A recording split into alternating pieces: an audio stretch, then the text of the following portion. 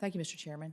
Thank you. I'm going to go to the transparency issue. Just this is hopefully a short answer, just to impress upon you. I think I did in my opening statement how important transparency is, and I think the frustrations sometimes, and this happens on both sides of the aisle. Whoever the president's the opposite party. I think more information is better, and I think there's no reason to hide why decisions are made. So I'm asking you to pledge an oral pledge, of transparency and full open door policy so that we can have that give and take that I think is so critical. Senator Capito, absolutely. I'm very comfortable making that pledge and agree with you that transparency is so important in building trust in government and in trust in what the Fish and Wildlife Service, how we deliver on our mission. So I look forward to working closely with you. Thank you very much. I think I'm going to go to a question on endangered species. The Fish and Wildlife Service, I believe under your leadership, has announced intentions to revisit Endangered Species Act language that references economic impacts. Do you believe that economic impacts should be considered when making an ESA listing or determination?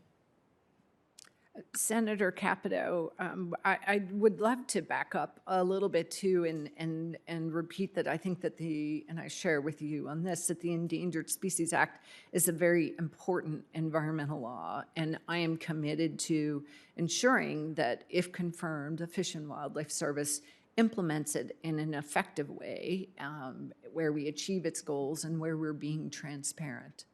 So yes, this administration is reviewing, first off under an executive order.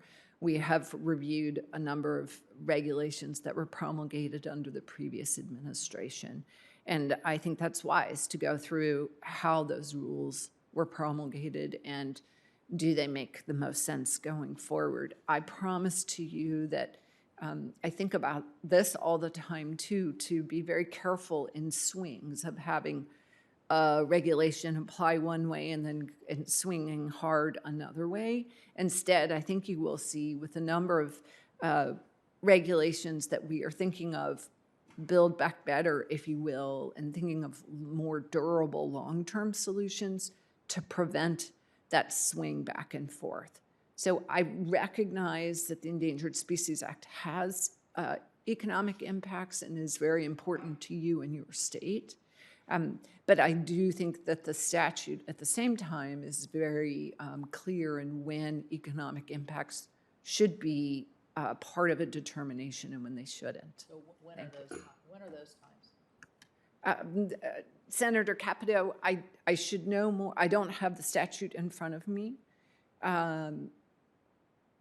So I can't answer that right now. Maybe we could get a clearer answer. I'd be happy to, because I can just go through the statute. We'll move on. Okay, thank you. On the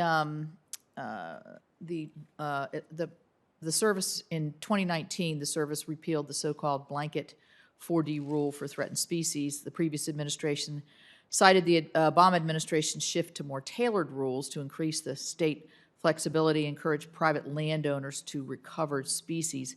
But the service recently announced its intention to undo this reform. How has your experience as a state wildlife official informed your view of the role of 4D rules in regulatory relief? You've obviously administered under both of these, a blanket one and a non-blanket one, for a better word.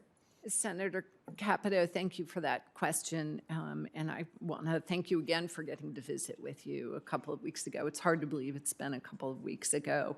So I think that 4D rules can be very important in providing flexibility, especially for states.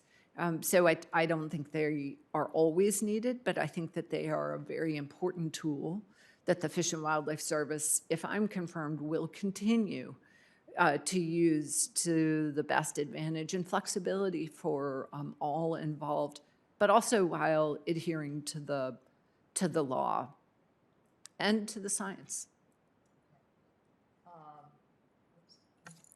Lastly, the work that you've done, and you mentioned this in your open statement and then in your response to Chairman Carper too, the importance of private landowners as partners in conservation. Could you expound on that a little bit? Yes, thank you, Senator Capito. Well, many states have large percentage of public lands and more in the West. But at the same time, private land is critically important, and I don't want to use that term of art out of turn.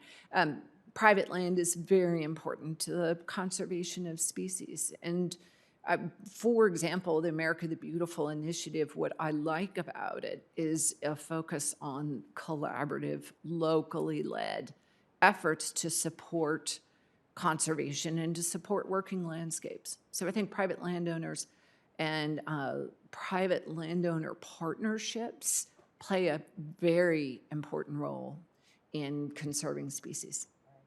Thank you.